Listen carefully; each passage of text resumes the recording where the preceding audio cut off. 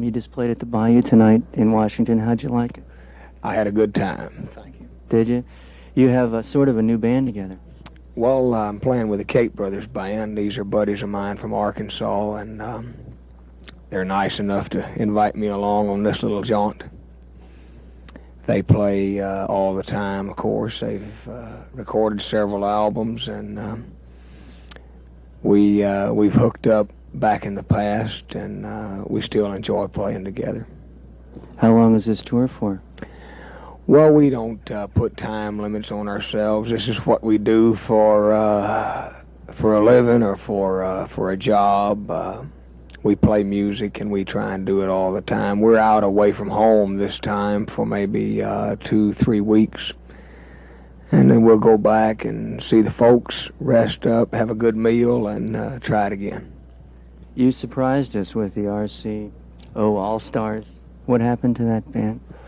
Well, that was a good idea that didn't quite fly. I guess our most success as far as reaching people were a couple of tours. We did one tour in Japan. That was a lot of fun. We played for a couple of weeks over there. And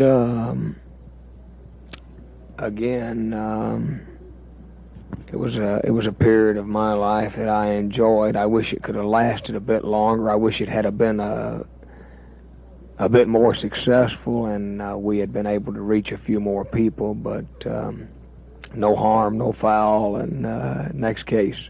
How did you get involved with Bob Dylan? How did you meet Dylan?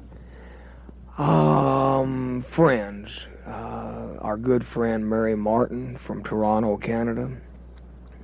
Mary's works on the other side of the desk in the music business, and Mary at the time was working in New York, I think maybe for either Warner Brothers or Columbia or one of the companies, and introduced us to Bob.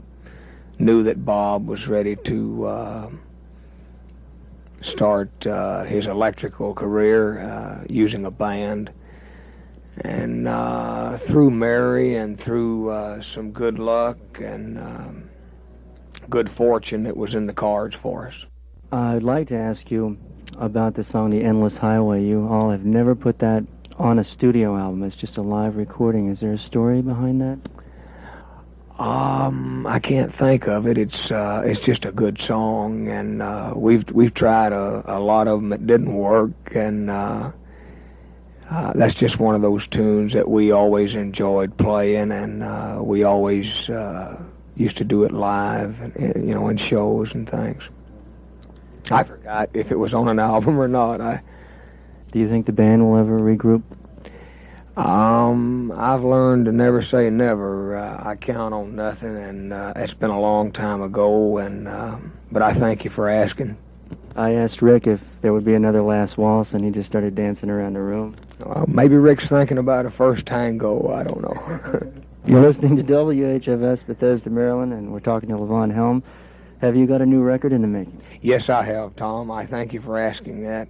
I got involved with Paul Kennerly, a buddy of mine from England, who wrote up the Jesse James story. And it's produced by Glenn Johns, and we've got a whole cast of characters on the album. Each character in the James and Younger Brothers gang sings a part. Charlie Daniels sings the part of Cole Younger, and Albert Lee sings the part of Jim Younger, and Emmylou Harris, let's get a rose between all these thorns. Emmylou sings the part of Zerelda, who's Jesse's cousin and later his wife. And I'm singing Jesse's part. Johnny Cash is doing Frank James' part. And we had Jesse Ed Davis on the album, and Emery Gordy, and Tim Corman, and Bernie Levin, and a lot of other good musicians. Had a lot of fun. It's supposed to be out November 9th on A&M Records.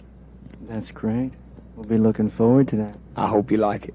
Oh, I'm sure we will. Did you hear the thing that Ry Cooder did with Jesse James, and or was it Billy the Kid? Was it? There was what was that movie? that came out? David Carradine. I think that's just a coincidence. You must be talking about the Long Riders. Yeah, the Long. Right. Yeah, it's coincidental that the two Jesse James younger brothers stories came out, and of course the Long Riders is the movie version, and this one will be the movie for the ears version. Have you heard Ray Charles's version of Ophelia he just put out? You know, I heard that Ray did a version of that, and I haven't heard it. It's so complimentary that I haven't believed it until I hear it from my own ears. I'm thrilled about it. It's great. It's got to be if Ray does it. On the album Moondog Matinee, there's a lot of influences. They go back to, like, Lee Dorsey. You do Holy Cow and all those old songs. Why did they wait so long to release that? I really don't know. I can't remember. I usually leave that up to the record companies. They know best when to release and what to do, and not always, but usually they do. And when they don't, I try not to take offense. Same as if I hit a bad note, you know, we just keep pushing. But I don't know. I'm happy that they liked it and put it out. Robbie's just starred in the movie Carney, and he did a Fats Domino song, The Fat Man, and added his own lyrics. How did that come about? Well, that doesn't seem like that's not against the law, is it? Great song. Yeah, well, I'm sure that I haven't heard it and I haven't seen the movie, but it's got to be, with all due respect to Fats Domino. You also were involved with Jesse Winchester, getting him started. Robbie produced the album, and you played on his first album. I sure did. Had a good time. We were fortunate to meet Jesse a few years back, and we got in on the early part of his career, and Robbie produced an album. I got to play on 2 or 3 of the cuts. We cut it in Toronto. We cut a tune called Yankee Lady. That's right. And Robbie wrote Snow with Jesse. That's right. That's one of my favorites. Yeah. Another one of my favorites is a song that you sing called Arcadian Driftwood. Thank you. Northern Lights, Southern Cross was a great band album, and I think it got overlooked. Well, that's nice to hear. I don't mind hearing that. You want to tell us about Arcadian Driftwood? Well, I can't tell you any more than what you know. I appreciate you enjoying the album. When you put one out, you never know how it's going to hit. Sometimes it seems to count heavy, and sometimes it takes a while before it means anything. And if you liked it early, thanks a lot. Why'd you Take Me to the River? Well, we've all got our favorites and our influences, and it's just one of those tunes. I don't know, again, if it got on any of our records or not, but we used to like the song, and we still do, and we do it. You know, people like it. It's a good dance tune. We cut our teeth playing for dances, see, so if it doesn't dance, we didn't do it very long. What were your influences starting out in music? Oh, the same ones as all of us. Muddy Waters, Bill Monroe, Johnny Horton. Battle of New Orleans.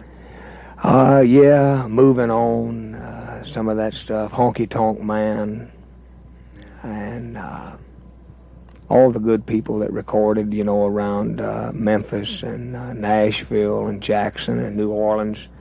Those were the radio stations that I was able to pick up. Huey Smith and the Clowns, Joe Turner. Tonight you did Don't Want to Hang Up My Rock and Roll Shoes, Chuck Willis's song. Yeah. I remember a bunch of them. Yeah. Any future projects that you have in the makings? I know you just were in a movie. Want to tell us about that? I don't mind, thank you. It's a movie called Miss Deal. It's directed by John Trent. It stars John Hurd and Alberta Watson. And it should be out probably around Christmas. Mm-hmm. How about Coal Miner's Daughter? How'd you get involved with that? Again, that was good friends. Tommy Lee Jones and our buddies I met Tommy Lee through Brad Dourif, a neighbor of mine in Woodstock. Tommy Lee threw my name in the hat, and it rolled up sevens some way or other. That's great. I had a good time. Rick said he's going to be in a movie in the spring. I bet he pulls it off. I know. Well, Levon, I appreciate you talking to us.